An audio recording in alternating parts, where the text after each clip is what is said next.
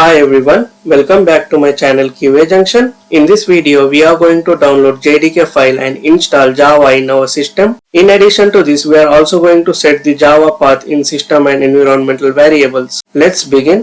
Open Google Chrome and type JDK download and click on this first link which appears. You can see the latest versions are JDK 23 and 21. But JDK 21 has long-term support, so always download long-term support. So click on this JDK 21 and select the system Windows.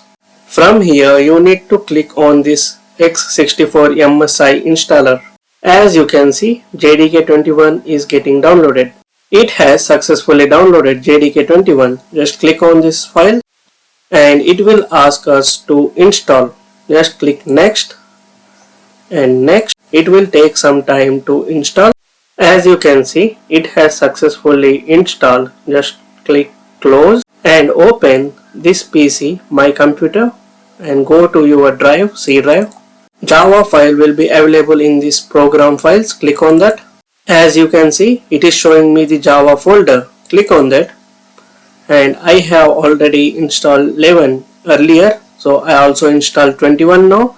So just click on JDK 21 and you need to copy this path. Double click and copy the path of JDK 21. In search for edit the system environment variables. Click on that.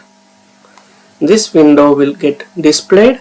Here you need to click environment variables, and in system variables you need to click on new button and give the variable name as Java underscore home and variable value as the path which you have copied. Click on OK. Again click on OK and here as well click on OK. So we have successfully downloaded JDK file, installed Java in our system and also set system variable path of Java. In order to confirm that the Java has successfully installed or not, just open command prompt, hit the command java space -- version, hit enter. You can see it is showing me the Java 21 which we have installed. Thank you.